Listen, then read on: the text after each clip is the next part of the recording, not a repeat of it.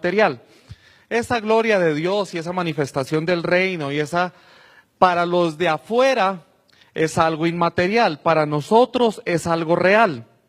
Pero eso que para nosotros es real y para los de afuera no, quien lo tiene que hacer real para ellos somos tú y yo.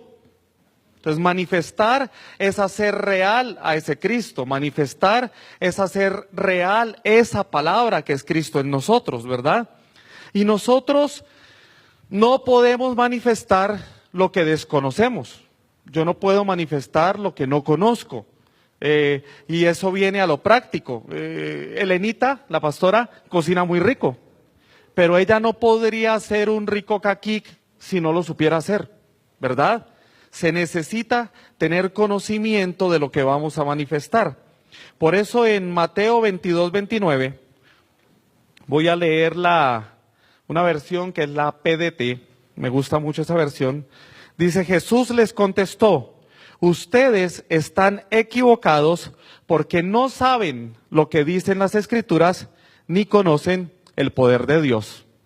Conocer las Escrituras y el poder de Dios es una dinámica y es algo que quizás me han escuchado a mí decirlo, al apóstol, al pastor Tommy, quizás han escuchado que muchas cosas se repiten, ¿verdad? Esto es una dinámica en donde yo conozco las Escrituras, pero a la vez disfruto el poder de Dios. Mi intimidad, mi relación con Dios en mis tiempos de oración, pero los tiempos de escudriñar la palabra hacen como una mezcla muy interesante que vienen para que yo pueda ser edificado interiormente para poder manifestar las cosas. También necesitamos saber o tener claro que para manifestar debemos saber de la importancia de Cristo en nosotros. Sabemos el versículo, Cristo en nosotros. Y el apóstol Pablo dijo que Cristo era quien nos completaba. Ustedes en Cristo, dijo Pablo, están completos. Y cuando uno está completo no le hace falta nada. Y como hijos de Dios, no sé si a usted le pasó, a mí sí me pasó, tuvimos una insuficiencia espiritual, una insuficiencia de Cristo, una insuficiencia de salud, una insuficiencia de economía, porque siempre estábamos tratando por nuestros propios medios tratar de agradar a Dios para que quizás, tal vez de repente, Él me diera lo que yo necesitaba. Y nosotros, teniendo ese Cristo de la gloria que nos vino a habitar desde el momento en que fuimos hechos hijos, no por hacer una oración de fe, sino porque estábamos predestinados desde antes de la fundación del mundo. Entonces, desde ese momento que fuimos enterados que éramos hijos, entramos en una dimensión de religión que ni siquiera teníamos antes de ser hijos de Dios. Yo no sé cuántos de ustedes eran beatos católicos antes de ser hijos de Dios. Amén. Sí, casi sacerdote, o sea, brille para él la luz perpetua, ¿verdad? Pero no todo el mundo fue un beato católico, ¿o sí? No fuimos practicantes de la ley judaizante. De hecho, las prácticas judías yo las vine a conocer en el cuerpo de Cristo. ¿No le parece algo extraño eso? Que prácticas las cuales no fuimos ni diseñados, ni nacimos en una nación con esas prácticas, siendo gentiles escogidos desde la fundación del mundo, venimos a conocer una religión a donde técnicamente tendría que haber libertad. Entonces necesitamos interiorizar que Cristo es suficiente. En Cristo ustedes están completos y no necesitan nada más, pues Él es la cabeza de todos los gobernantes y poderes. Colosenses capítulo 2, verso 10. Yo estoy leyendo esa versión que le dije, no la PDT. Lo repito, en Cristo ustedes están completos y no necesitan nada más, pues Él es la cabeza de todos los gobernadores y poderes. Y si yo no necesito absolutamente nada, mi pregunta es, ¿para qué pedirlo? La manifestación de la gracia del reino comienza incluso desde cómo empezamos nuestro día. Un buen hijo de Dios, su día lo comienza teniendo una palabra de oración, ¿verdad? Y cuando tienes una palabra de oración al Padre, desde ahí se nota si de verdad has interiorizado que Cristo te completó o que estás en Cristo incompleto. Eso es una cuestión extraña. Pero desde cómo comienzas tú a orar. como hijos de Dios, con un Cristo que nos completó, nosotros tendríamos que dejar de pedir cosas. Pero profeta, lo que pasa es que Jesús dijo, Padre nuestro que estás en los cielos, santificado sea tu nombre. Y es verdad, Jesús de Nazaret lo dijo, no Cristo de la gloria. Y Jesús de Nazaret se lo estaba enseñando a discípulos que venían de un contexto judaizante, que no conocían el reino que se iba a manifestar. Por eso él decía, venga a nosotros tu reino. Pero tú y yo hoy no podemos pedir que venga el reino. A veces yo he visto congregaciones que su eslogan es manifestando el reino de Dios en la tierra. No, el reino ya vino y fue manifestado por Jesucristo, el Cristo de la gloria. Y ese Cristo que ya fue manifestado, ya estableció el reino, ¿verdad? Entonces hoy día mi oración tiene que ser desde qué tanto yo he interiorizado a ese Cristo. Entonces por eso nosotros estamos en un tiempo, en una época preciosa, que nuestras oraciones son de una calidad espectacular, porque yo ya no pierdo el tiempo orando, sino más bien invierto el tiempo agradeciendo, exaltando, adorando. Nos enseñaron que adorar era cantar despacio y alabar o exaltar era cantar rápido. Y no, adoración es decirle en la intimidad a alguien cuánto lo amas. Usted muchas veces ha adorado a su esposa. Y alabar es gritar a voz en cuello todo lo que le dijo en la intimidad de esa persona. Pero esa palabra para alabar no es tanto andarlo diciendo, sino que se note en cuanto lo demostramos. Nuestra alabanza, en otras palabras, es nuestra vida. Yo alabo a Cristo con quien yo soy, como yo actúo. Cierto es, hay gente que dice, pero es que no hay un manual para ser padre, ni para ser hijo, ni para ser esposo, y no podemos poner a la palabra de Dios o rebajarla a un manual. Entonces no hablamos de un manual como tal, pero ese Cristo que nos completó en sabiduría, en poder, en amor, cuando caminamos de la manera correcta, trabaja en nosotros el que comenzó la buena obra en ti, la va a terminar. Entonces cada día estamos buscando esa perfección, pero sabiendo que estamos completos y que ya hay una suficiencia. Yo no sé si usted ha escuchado de una enfermedad que se llama insuficiencia renal. Y hay una insuficiencia porque hay un defecto en un órgano, ¿verdad? Pero en Cristo somos suficientes. Pero este cuerpo, a causa de la religión, ha sufrido de muchas enfermedades de insuficiencia. No insuficiencia renal, insuficiencia de economía, insuficiencia de salud, insuficiencia, pero no porque no se tenga, sino por una actitud, por desconocimiento. Se escuchan, y yo voy a tocar unos tópicos así como para ver qué tan claro es ese Cristo en nosotros. Se escuchan muchas cosas como que, hermano, hay que pelear la batalla. Y es que el apóstol Pablo dijo, pelea la buena batalla de la fe. Y el apóstol Pablo dijo muchas cosas, pero recuerden que el apóstol Pablo era un apóstol en transición. Y tú y yo no somos ministros competentes en transición, sino transicionados y transformados por Cristo. Ahí hay una diferencia. Yo ya fui transicionado y ya fui transformado. Lo que necesito es capacitarme, educarme, edificarme para manifestar aquello que yo ya soy.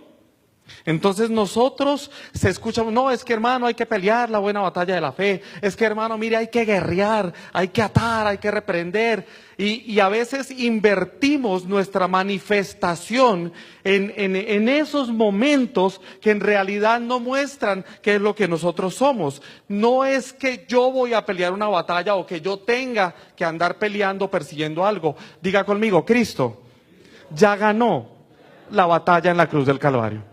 Y la batalla general, Él exhibió públicamente a su enemigo derrotado, totalmente derrotado, por lo cual Él ya ganó. Y allí es donde se hablaba esta mañana de un cambio. Y cuando yo escucho la palabra cambio, ¿usted no ha escuchado alguna vez 2014, el año del cambio, no sé qué? Yo viví en Ecuador y en los 15 años que viví en Ecuador, estuve como en 7 congresos del cambio, Ecuador y el cambio, la transformación y el cambio, Ecuador para Cristo, cambiemos, cambio, cambio, cambio, cambio. Pero el cambio es una palabra que se ha maltratado. Porque de hecho yo lo voy a poner a que piense en un panorama. Los que son papitos y mamitas lo saben. Cuando el bebé tiene el pañal sucio, ¿qué hay que hacer? Eso es cambio. Las cosas hieden, las cosas están allí. Cuando no deben estar, hay que quitarlas, hay que cambiar. Los que conducimos un auto, yo quisiera invitarlos a que manejaran su auto 4 kilómetros en primera. ¿Qué pasa? Porque cuando metes la marcha y haces un cambio, ¿qué pasa con el motor? El motor descansa, toma un nuevo engranaje y toma una nueva fuerza. En tercera pasa lo mismo y hay unas transiciones de cambio siempre avanzando. El cambio tiene que ser así. El cambio va de la mano con la revelación progresiva. No es que ya vino esta palabra a mi vida y ya mañana cambié. Y esta mañana lo explicaba el pastor Raymond, ¿verdad? De una manera muy hermosa. Él decía, no, es que esto es una transición. Pero hay gente que, no, yo ya cambié y quieren ir a cambiar a todos los que están alrededor y salieron de la religión evangélica y se metieron a la religión del nuevo pacto. Porque la religión maltrata, la religión critica, la religión juzga, la religión hace daño. Pero cuando tú eres miembro del cuerpo, tú no lastimas a tu propio cuerpo. Hablamos de aquellos que cercenan el cuerpo, ¿verdad? Y pensamos que son los que hablan de otros y critican a... Miren, hermanos, nosotros teniendo esta gracia, teniendo esta verdad, teniendo este reino, a veces somos cercenadores cuando criticamos a los religiosos. Esta verdad no es para criticar a quien camina en religión, sino para que puedan ser libres como tú y yo fuimos libres en esta palabra.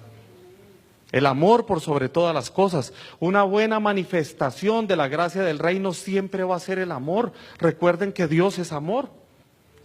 Y el cambio parte de allí. Y en este momento de nuestra historia y de nuestras vidas, lo bonito es que nuestro cambio no es un cambio de naturaleza, sino es un cambio de mentalidad. Porque el cambio de naturaleza ya pasó. Y a mí esto de la naturaleza me apasiona. Ya a mí me gusta hablar de identidad porque la naturaleza es algo hermoso y Dios me permitió casarme con una mujer que es bióloga. Entonces me he metido con lo que es genética, ADN, naturaleza y le pregunto a ella. Porque yo de biología, no me acuerdo ni siquiera de la de 5º grado, imagínense algo más profundo como genética y esas cosas. Y me he visto obligado a investigar. Y lo de la naturaleza... Como todo en Dios fue algo dado por gracia. Y ustedes que son buenos estudiosos de la palabra, saben lo que dice en Efesios 1. Fue desde antes de la fundación del mundo. Pero si hacemos un análisis corrido de la palabra, y yo voy a aterrizar allí el mensaje, nuestra naturaleza cambió por una semilla. Y fue una semilla que contenía genética. Entonces eso, yo quiero cerrar con eso. Entonces en nuestro caso no es un cambio de naturaleza, sino es un cambio de mentalidad. Esta mañana lo explicaba el pastor Tommy, lo que es la metanoia. Todos aquí creo que sabemos qué es metanoia. Pero ¿a cuántos de ustedes le ha costado cambiar el carácter? Honestamente, ¿cuántos todavía luchan con su carácter? Sí, siendo honesto, yo todos los días, con nuestro carácter, con nuestras reacciones, con cómo afrontamos cuando nos vienen a cortar la luz. ¿A quién no le han cortado la luz alguna vez o se ha visto envuelto en una circunstancia difícil? ¿Cómo reaccionas? Muchos hijos de Dios que dicen manejar un concepto de reino, sacan el billete de 50 quetzales y le dicen al que le va a cortar la luz, mire, le doy para la gaseosita y no la corte, yo mañana voy a pagar. Mentiras, usted mañana no va a pagar, no tiene la plata. Entonces, en todo lo que nosotros hacemos, tenemos que tener una metanoia, un cambio de mentalidad, un cambio de actitud. Y ese arrepentimiento es integral. La salvación no nos fue entregada, bueno, hoy te voy a dar salvación para las finanzas, hoy te voy a dar salvación para la salud, hoy te voy a dar salvación para que seas un buen esposo. No, la salvación fue integral y de la misma manera nuestro arrepentimiento, nuestro cambio de mentalidad es integral y ahí es donde tenemos que cambiar. Romanos capítulo 12, verso 2 dice que tenemos que ser renovados en la transformación de nuestra mente. Aquí es donde tiene que haber un cambio, pero si yo sigo sigo pensando como antes pensaba y mezclo los pensamientos de esta gracia maravillosa, entonces decía el pastor Tommy esta mañana, estamos confundidos. Y allí es donde una canción de Marcos Witt, que cantamos mucho en alguna época, toma sentido. Señor, hazme un radical. ¿Sí la cantaron? Como el águila vola. La cantamos. Pero en lo que es la metanoia, el cambio de actitud, la renovación de la mente, tenemos que ser radicales. En Colombia hay un dicho, o sos marisco o sos molusco. Los mariluscos no existen.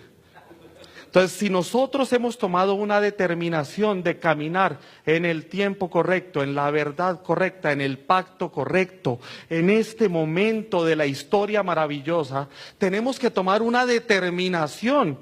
Y es verdad, yo no sé si a usted le ha pasado, yo llevo caminando en estos 12 años y muchas veces me ha querido distraer algunos conceptos religiosos. Yo duré muchos años diciendo, ay, sangre de Cristo, cúbreme.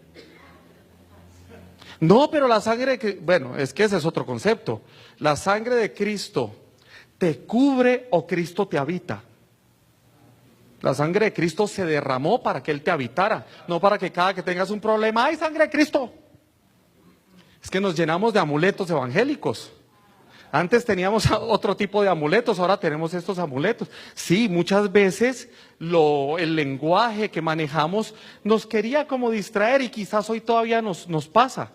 Y la transformación de la mente no es únicamente lo que usted haga con su vocabulario, porque hemos hablado con algunos pastores que, profeta, Dios le bendiga, ay, verdad que usted ya está bendecido, es que, ay, es la costumbre. Pero es que no es lo que usted dice lo que muestra quién usted es lo que usted vive, no lo que muestra, sino lo que manifiesta, no lo que usted es ahora, sino lo que fue desde el principio. Predestinación, ahí es donde esto funciona.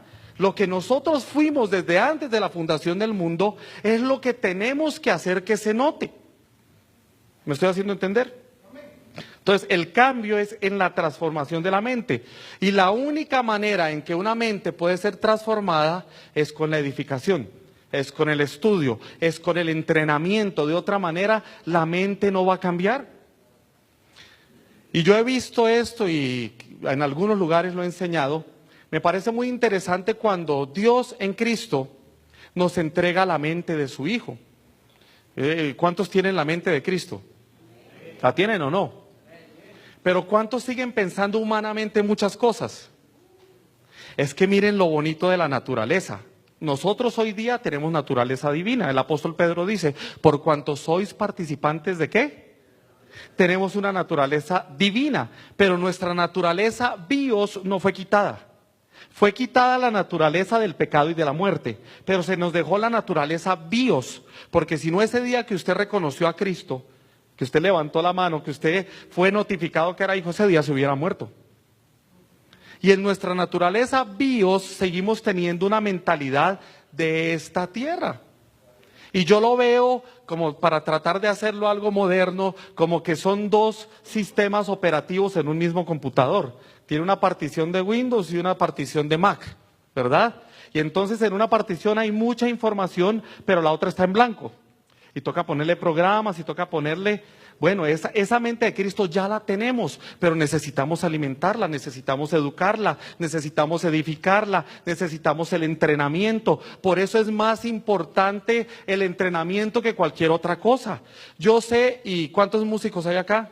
Los músicos, por favor, los que son de la alabanza en algún lugar. Mire, yo los respeto y creo en que cantar está bonito, pero nunca es más importante que la palabra.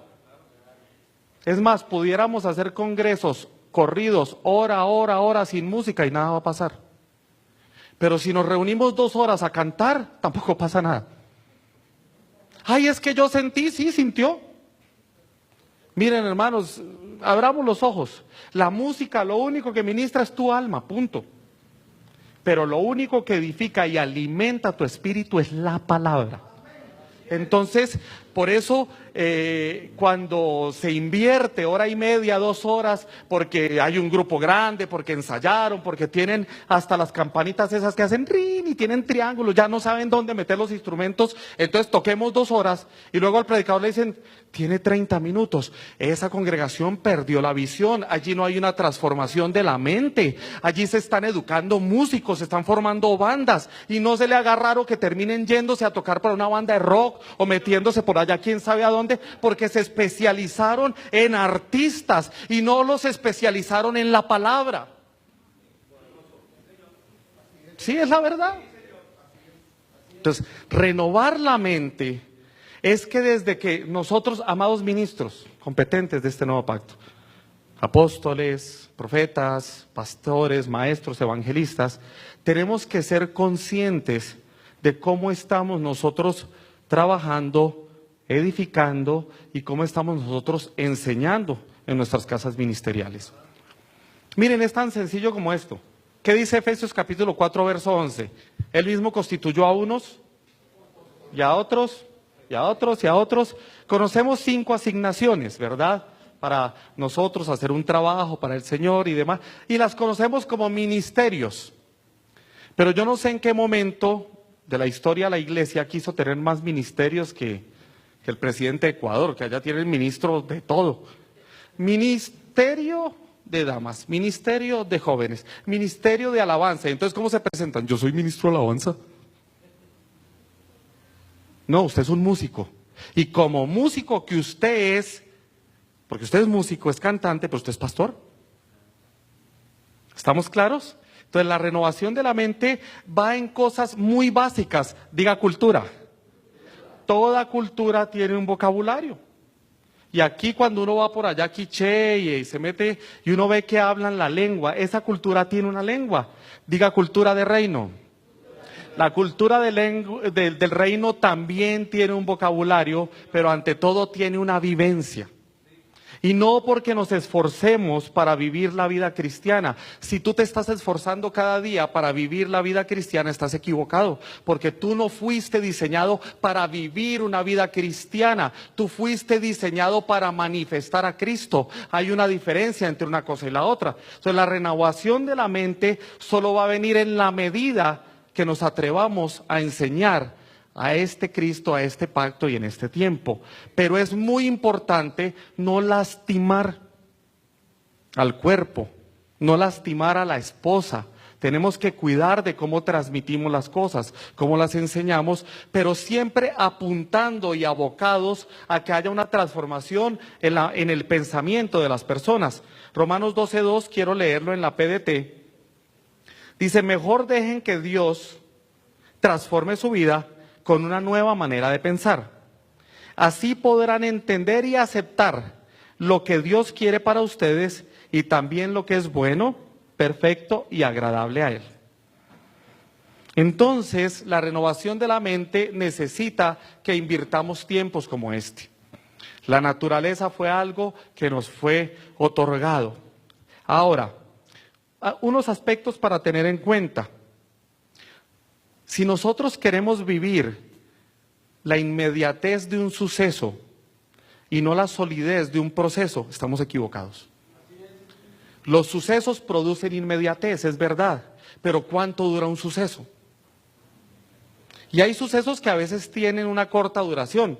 Algo que pasó puede durarle a alguien 2, 3 meses. Alguien puede venir a orar, hacer que le caiga aceite de las manos, que le llueva polvo de oro, que se caiga, que ore en lenguas. Se paró 2 meses santo, luego lo olvidó. Porque Dios, en medio del proceso que hace con nosotros, sí permite esos sucesos. Pero ese tipo de sucesos son personales e intransferibles. Tu suceso, una experiencia que tengas con el Señor es diferente a la que yo he tenido, diferente a la que el pastor ha tenido, diferente a la que el pastor ha tenido. Son diferentes y vienen a sumar, a alimentar, y en alguna época de nuestra vida como hijos de Dios, las señales en exceso nos fueron permitidas porque las señales son para los incrédulos. Pero para los que creemos, no necesitamos vivir de los sucesos porque nos sometimos, nos sujetamos a que un proceso moldee nuestro carácter, moldee nuestra actitud. Nos hemos enfocado a tomar como eje transversal este nuevo pacto para tomarlo como una directriz y apuntar hacia la meta sabiendo que estamos encaminados en lo correcto. Pero hemos tenido que negarnos a nosotros mismos, hemos tenido que negarnos a lo que enseñábamos, hemos tenido que, alguien decía esta mañana, tuve que pedir perdón por las enseñanzas que di. Y sí, es verdad, es como cuando a uno le sale un electrodoméstico defectuoso, tiene que ir a devolverlo. Hemos tenido que renunciar a muchas cosas, hemos tenido que renunciar a nuestra vanidad. Porque la religión nos hacía ministros vanidosos. ¿Cuántos tienes? Primera pregunta en una reunión de pastores, ¿cuántos tienes? Y hay pastores que cuentan orejas, tienen 50 y dicen que tienen 100. Porque son ministros en competencia y no ministros competentes. ¿Qué marca es tu guitarra? ¿Y de qué marca es tu caja? Yo compré un Shure inalámbrico, marca no sé qué. Y el que tiene un pedazo de micrófono de $20 se siente mal. Y va a orar y a llorar. Ay Dios, ¿por qué no tengo un Shure? Porque no está Shure de su salvación. Porque estamos dependiendo de ese tipo de cosas por carencia de renovación en la manera de pensar. Miren, amados ministros, nos tenemos que concentrar en eso. ¿Cómo vamos a meternos en las personas que amamos? Porque por eso las pastoreamos, por eso estamos allí enseñándoles. ¿Cómo nos vamos a meter en ellos para hacer que la renovación de la mente suceda? Y usted tiene que entender que cada ser humano es un proceso diferente, la educación es así. Usted no puede pretender que fulano aprenda igual que sutano. Alguno va a tener que dedicarle más tiempo. Hay uno que no le va a entender nada de lo que usted le diga, pero es audiovisual. Si usted le da un CD le sirve. Hay otros que no, leen. Trate de meterse en la metodología correcta de enseñanza con su gente y comience a trabajar en ellos un proceso. Los procesos son largos, no son mágicos. Es cierto, yo en una época pastoreé. Y uno quisiera tener ahí sentados así fueran 30, pero santos, que lo único que les falten es alas y vuelen. Sí, que no diezmen, sino que den el 100% y que, mejor dicho, viniera alguien y le regalara el edificio y que todo fuera fácil pero es una renovación permanente, día a día, trabajo, dedicación, porque cuando tú estás pendiente de los resultados, y yo lo he conocido y han hablado conmigo, los pastores que están pendientes de los resultados son aquellos que terminan diciendo quiero cerrar el local. Y nosotros no vivimos por resultados. La Biblia no dice por tus resultados serás conocido. Nosotros vivimos es por el fruto. Y allí es donde la naturaleza es algo maravilloso. La naturaleza es algo precioso. Yo no sé cuántos aquí saben algo de botánica o de biología o de, por lo menos lo básico del colegio, ¿verdad? Pero un árbol de naranjas da, y uno de manzanas da, y uno de peras da, de manera natural. No está, este árbol tiene 300 peras y el de acá tiene 100. Uy, yo voy a trabajar por tener 200 más.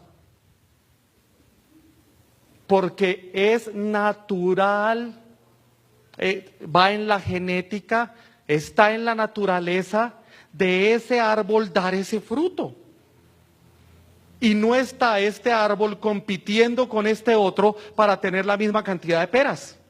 Sino ya hay una información genética, ya hay una naturaleza que no hace que lo natural se esfuerce para manifestar algo. Pero nosotros por naturaleza no tenemos que esforzarnos para manifestar la gracia del reino. Nosotros por naturaleza disfrutamos manifestar la gracia del reino. Yo no sé si me estoy haciendo entender, pero sí es un deleite manifestar la gracia del reino. Entonces, considerando también otro tópico, allí es donde les hablo de cultura, les hablo de vocabulario. Miren, nosotros tenemos que comenzar a enfocarnos cómo hablamos, cómo creemos, cómo declaramos para sí mismo enseñar. Volvemos otra vez a los evangelios. Siempre yo he escuchado a la gente decir: hermano, mire, voy a orar por usted porque le está yendo mal. Y viene el consejo: tranquilo, hermano, que si Dios cierra una puerta es porque va a abrir otra más grande. ¿Sí? ¿Usted lo ha dicho? ¿Usted ha dado ese consejo alguna vez? Yo también. Pero cuando yo voy a Mateo 16, del verso 16 al 20, escucho una conversación magistral de Jesucristo con Pedro. Pedro tiene una revelación espectacular y luego viene el Señor y le dice: de cierto te digo que tú eres una piedra muy pequeña y sobre esta piedra edificaré mi iglesia. En el griego hay un silencio que quiere decir que la conversación no es con el que estaba sosteniendo la conversación, sino con el último mencionado. ¿Y quién fue el último mencionado? La iglesia. Y a ti te daré las llaves del reino. Y hay gente que piensa: ay, sí, es que yo voy para el cielo. No, no, no. Las llaves del reino, todo lo que tú y yo tenemos que manifestar en esta tierra concerniente al reino, el Padre en Jesucristo ya te dio las llaves. Dios no es tu portero para andarte abriendo y cerrando puertas. Él ya te dio las llaves porque en Cristo todo lo consiguió. Y quien tiene las llaves tiene gobierno. Quien tiene las llaves abre la puerta, abre el carro, abre la casa. Pero por eso nos fueron dadas las llaves. Porque Dios siempre pensó en eso, en gobierno, en autoridad. Y entonces uno escucha que se está soltando una tremenda palabra y viene el predicador por mover las emociones financieras. Hermano, vamos a amarrar esta palabra. Y uno a veces la amarraba y uno venía ahí: ay, amarré una palabra, hombre, Cristo, aleluya. Yo te pregunto, ¿cómo tú puedes amarrar aquello que te libertó? Una transformación de la mente es hasta cambiar nuestras prácticas religiosas que seguimos teniendo en el cuerpo de Cristo. Y a veces por necesidad nos inventamos cosas como que: hermano, amarre la palabra, hermano, ponga los billetes y píselos, hermano, pacte con Dios. Luego la sangre del nuevo pacto no fue suficiente. Pero cuando yo te digo: hermana, venga, pacte con Dios por su esposo, y yo estoy viendo un recurso fácil que le funcionó a los pseudoapóstoles del norte y lo estoy copiando en Latinoamérica para conseguir recursos para pagar el arriendo. ¿Qué estamos haciendo? Tenemos que ser coherentes con lo que Cristo hizo. Si Cristo lo hizo todo, si Cristo nos completó, si Cristo es suficiente, mi enseñanza tiene que ser coherente a esa suficiencia. Yo tengo que poner a los hijos de Dios en el estadio que no dependan de una oración, que no dependan de un ayuno, que no dependan de una vigilia, y que si quizás es gente de oración, lo hace porque está agradecida. No oran para ser santos, sino oran porque son santos. No oran para buscar el favor de Dios, sino que el favor de Dios que contienen los hace tener palabras con su Padre. Tenemos que ser coherentes con lo que Cristo hizo. Pero esta mañana decía el pastor Tommy que la gracia todo nos lo dio en Cristo, pero nosotros le queremos pagar con obras.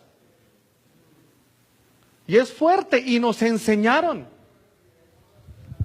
Si usted analiza un poco el tema de gracias pastor, el tema de la religión tradicional, no sé aquí, pero en Bogotá uno tenía que subir un monte que se llama Monserrate, que tiene 400 escaleras de rodillas para que el Cristo Redentor le hiciera el milagrito.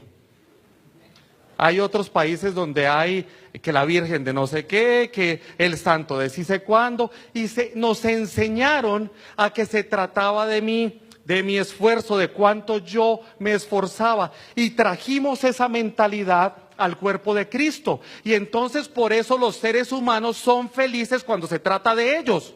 Cuando se les dice: mire, usted tiene que llegar temprano, mire, tiene que venir al ayuno 30 días, mire, fíjese que usted tiene que venir a la oración de las 5 de la mañana, que tiene que ponerse la falda aquí, que tiene que usar el cabello aquí. Esas congregaciones se llenan. ¿O me equivoco? ¿Estoy diciendo algo que no es? ¿Y qué pasa con la gente? Se trata de mí. Es mi esfuerzo, es lo que yo voy a hacer, es cuánto lo que yo hago agrada a Dios. Y yo te digo algo, nada de lo que nosotros hagamos en esta tierra, nada va a sorprender a Dios, ni lo va a agradar lo que tú hagas, porque Él ya se agradó en su Hijo por ti. Ya está consumado, ya está completo. Él no dijo de balde, hecho está, consumado fue. Es que ya todo fue terminado, ya todo fue consumado, ya todo fue concluido. Por eso, por lo mismo, no se trata de con qué tanto afán yo corro, o qué tanto yo me muevo, o qué tanto yo me dedico, porque es que mire, es que hermanito, hay que pagar el precio, es que mire hermana, hay que pagar el precio, que se trate de ustedes, o sea, que hay que pagar el precio, y yo no entiendo eso de que hay que pagar el precio. Cristo con su sangre, con su cuerpo, con su vida, Él ya pagó el 100% del precio de lo que nosotros hoy día tenemos por herencia. Yo no estoy pisando esta tierra para tener la esperanza de que un sacrificio mío consolide una promesa que me fue hecha, sino yo vivo con la seguridad que el sacrificio de Cristo ya me dio la herencia. Es diferente. Entonces, no se trata de cuánto tú te esfuerces para llegar, sino se trata del que llegó primero, consiguió la victoria y te dijo, hijo mío, tú en mí eres más que vencedor, no porque tú corriste, sino porque yo llegué primero. Ese es mi Cristo maravilloso. Y tenemos que enfocar en esa renovación de la mente la legalidad de lo que Cristo hizo. ¿A cuántos en Cristo o cuántos en Cristo fueron hechos hijos? Miren, los hijos, y este es un tema que me encanta, para algunos delicado, pero es maravilloso. Los hijos, por legalidad, tienen derecho a la herencia. Y si yo soy el rey de una nación, mis hijos por legalidad tienen derecho a una herencia. Pero el pueblo de esa nación, del cual yo soy el gobernante, no tiene derecho a la herencia. Mis hijos sí. Por eso es mejor ser de la familia que ser del pueblo. Por eso Israel es el pueblo de Dios y tú y yo somos los hijos. Pero ahí estamos felices. Somos el pueblo de Dios. Somos un pueblo especial. No, el hijo es más que el pueblo. Mire, los reyes recibían ciertos minutos. El que sigue. Ay, que es que me robó mi hijo, que se lo va a comer. Ay, pártalo por la mitad y cómanselo. Ay, no, que es el hijo de ella. ¿Sí? Y dedicaba tiempo para instruirlos, y luego, ¿con quién se sentaba a comer? ¿A quién le daba la herencia? ¿A quién le daba la mejor ropa? ¿Quién heredaba el castillo? Los hijos. Entonces, ahí es donde viene una base, un piso legal. Por legalidad, yo soy hijo. Y esa legalidad es algo, amados ministros, que tenemos que introducir de una manera poderosa. El cuerpo de Cristo necesita saber, necesita vivir y necesita caminar con la mentalidad de hijo y no con la mentalidad de pueblo. ¿Aló? Y hemos querido traer a esta época terminología que tiene que ver con los hijos. Y hoy por hoy hay hombres robándose la legalidad de Dios. Yo soy tu papá espiritual. Luego no dice en Hebreos que el único padre de los espíritus es Dios. No, pero yo soy tu papá. Y tienes que venir a todos los congresos que yo organizo, tienes que mandarme un informe mensual y tienes que caminar como yo te diga que camines, porque si no estás en rebeldía y si te vas en maldición. Gálatas 3:13 no dice que Cristo llevó toda la maldición en la cruz del Calvario. Pero nos han condicionado y sí, hay gente que con la palabra es maravillosa, pero profeta, Pablo le decía a Timoteo, que era su hijo, y ellos lo veían como un padre espiritual.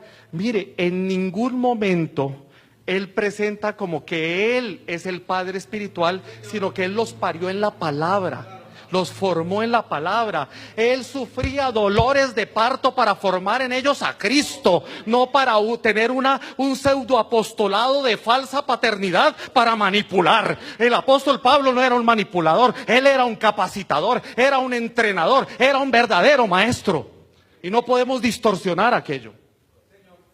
Entonces él estaba en una época de transición Y Él los manejó como hijos por el cariño, el afecto que les tenía. Recuerden, Él no tenía esposa, no tenía hijos, eran muchachos, Tito, Timoteo, y usted no le dice a alguien, yo utilizo mucho con los jóvenes, venga mijo, usted no lo utiliza, pero es por una frase o una palabra de cariño, y es bueno que los ministros representemos de una manera muy hermosa una paternidad, pero ¿quién es el Padre? Es Dios.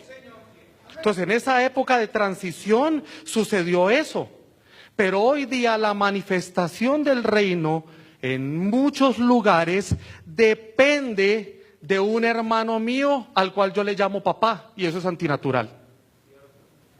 Porque si aquel que me demanda paternidad es mi hermano, ¿cómo yo puedo decirle papá? Muchos casos existen de padres que han muerto, muchos, muchísimos. ¿Y quién viene y toma esa representación del padre, el hijo mayor? ¿Sí o no? ¿Lo han visto? Pero los hermanos le dicen papá. No, le siguen tratando como hermano y lo siguen viendo como un hermano porque no es natural. Entonces estamos en una época en donde a causa de los intereses viene una manipulación para poder conseguir un beneficio. Y por eso es que Dios, el Padre de los Espíritus, mire, pudiéramos darle mucha vuelta a eso. El Mateo dice que no llaméis a nadie Padre, sino a vuestro Padre que está en los cielos. En Hebreos dice que el Padre de los Espíritus es Dios. Él es mi verdadero Padre espiritual. Mi apóstol representa una maravillosa paternidad de Dios, pero no es mi papá. Y lo primero que me dijo cuando comencé a caminar en Rema, jamás se te ocurra decirme que soy tu papá espiritual. Trataré en Ecuador, en los baños, en bancos, me dijo eso. Trataré de representar una paternidad y lo ha hecho. Pero tu papá es Dios. Y desde ahí me quedó claro el tema de la paternidad. Por eso yo les decía en inicio, yo no puedo manifestar lo que desconozco, pero cuando yo conozco bien cada tópico que me edifican, entonces puedo manifestar mejor aquello que ya aporto.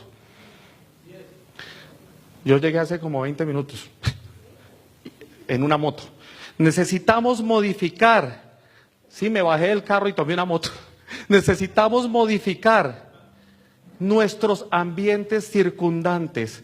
Es necesario, es inminente, es menester y es urgente que donde está parado un hijo de Dios, en donde manifiesta cada uno de nosotros el reino, el ambiente circundante tiene que cambiar. Cualquier lugar que tú pises, donde sea que tú vives, donde sea que tú trabajes, no importa si eres el que barre, a donde tú estés, el ambiente tiene que cambiar. La economía de la empresa para la que trabajas, todo a tu alrededor tiene que cambiar. El reino se muestra en tus ambientes circundantes. Mucha gente dice, ay, yo tengo reino, jóvenes, que el reino, y tocan la guitarra y tocan el bajo, y les he dicho, déjame ver tu cuarto, y uno va y mira la camisa por allá, el pantalón por allá, las cuerdas de la guitarra por allá. Tu reino comienza en el orden de tus ambientes circundantes, no en cuanto te llenas la palabra para enseñarlo.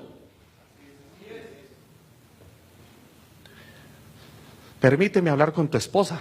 Permíteme hablar con tus hijos. ¿Qué dice tu esposa de ti? ¿Qué dice tu esposo de ti? El reino comienza allí. Y allí es donde nosotros necesitamos modificar por medio, y no por medio de un esfuerzo, como les decía hace un rato, sino por medio de una naturaleza. El apóstol Basilio, en el libro del Nuevo Pacto, definió aquello que Dios ya hizo en el plan eterno de manera magistral, el propósito eterno. Yo lo quiero leer. Dios en Cristo está satisfecho por y conforme a su propósito eterno. Y ahí viene la definición.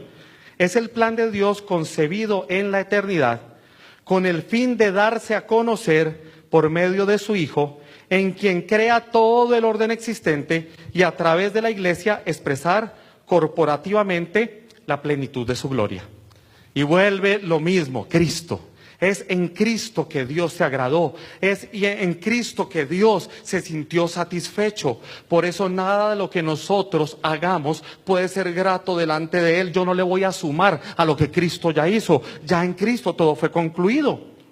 Y ahí es donde nosotros tenemos que tener claro, y voy a tratar de cerrar rápido para que venga el apóstol, tener claro que lo que el Padre hizo en el Hijo fue que Él fue quien se proveyó.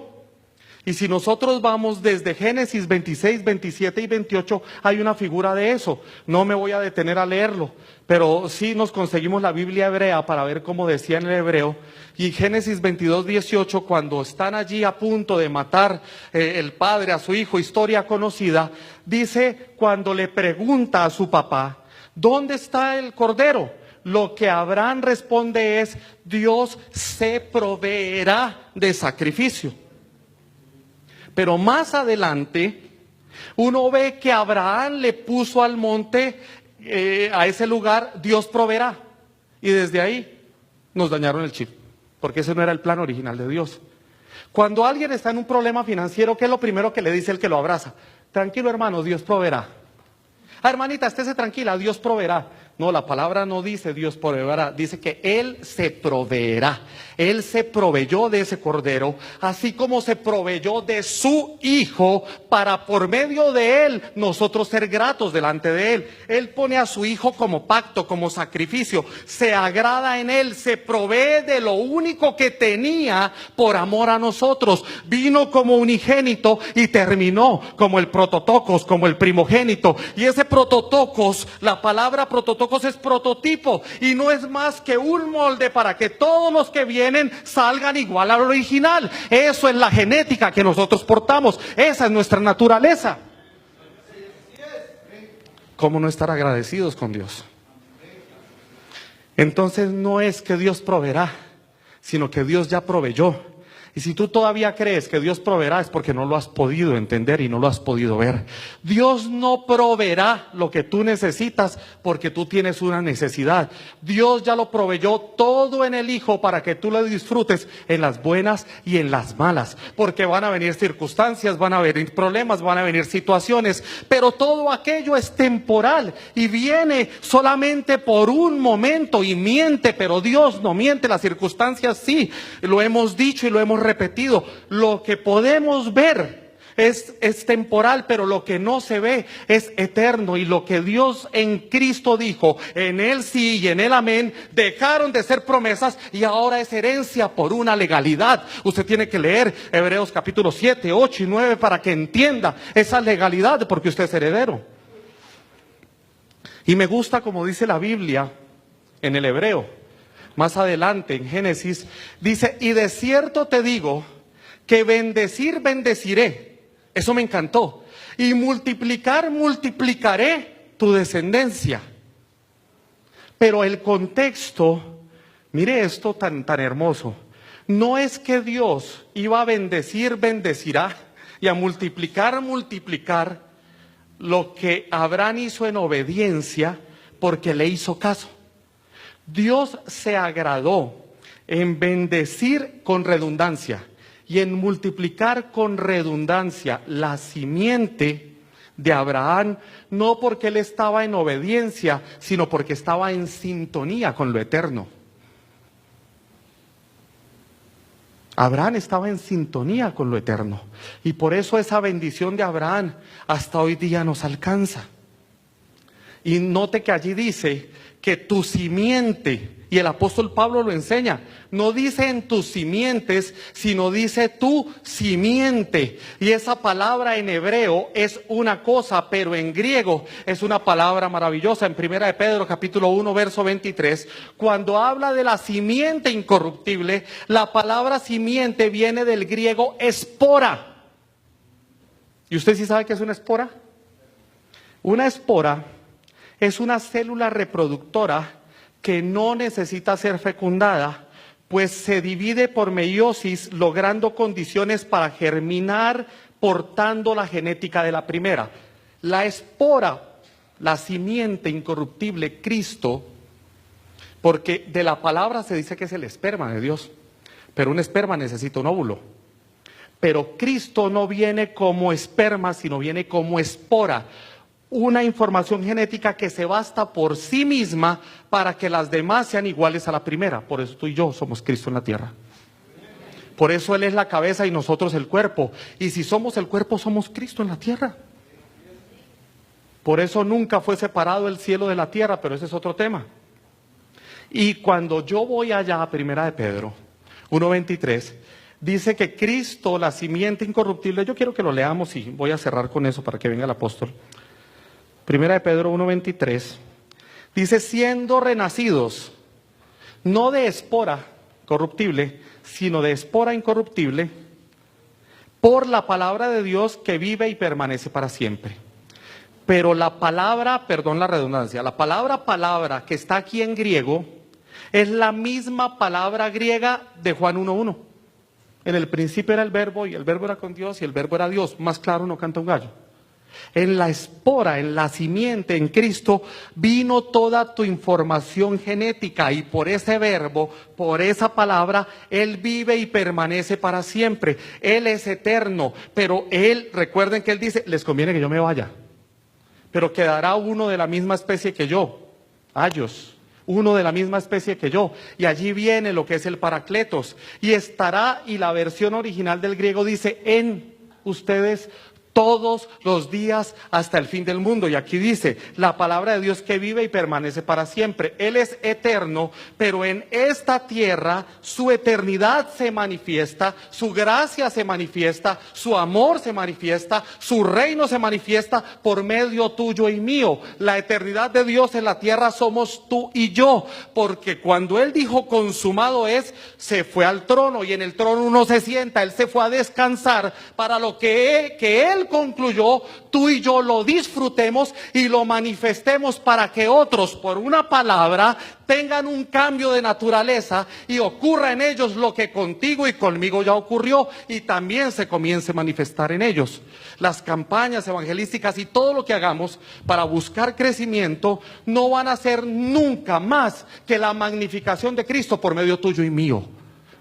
La creación está esperando la manifestación gloriosa de los hijos de Dios, no que Cristo venga. Y se ha confundido la manifestación de Cristo con que suene una trompeta y venga Cristo y nos lleve para otro lado, cuando la manifestación es aquí y es ahora. La manifestación es por medio tuyo y por medio mío. Y esta creación gime, llora, clama por ti y por mí. Esta creación nos necesita, y nos hemos metido en cuatro paredes. Nos hemos ido a meternos a escuchar un coliseo, un concierto. Lo único que hemos hecho por años es perder el tiempo. Y amados, es tiempo de redimir los tiempos. Y en el nombre de Cristo yo profetizo que en Guatemala vendrá ese trabajo especial del cuerpo de Cristo, en donde tú y yo nos vamos a manifestar. Costa Rica, Guatemala, Honduras, Salvador. Yo declaro en el nombre de Cristo una manifestación gloriosa para la región de Centroamérica. No es casualidad que tú y yo estemos aquí esta noche. No es casualidad que se haya podido llevar a cabo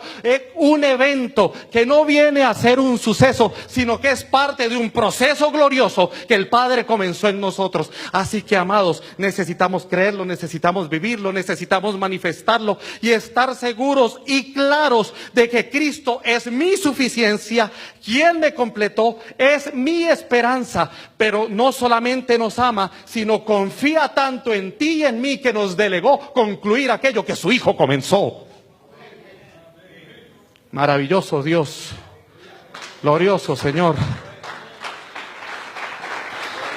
Yo voy por la mitad, pero lo voy a dejar ahí. Yo quiero, apóstol, que usted venga por aquí y nos edifique con una palabra, porque sé que ese depósito que el Señor le ha dado al apóstol, alguien dijo de revelación. Mire, eso es lo último que le quiero dejar como un tip. En Cristo ya todo fue revelado. Lo que tú y yo necesitamos es iluminación de aquello que fue revelado. Y ese depósito de la iluminación del Cristo revelado que hay en estos hombres. Entonces yo prefiero ceder aquí. Apóstol, venga por favor y continúe aquí con el tema. Un abrazo.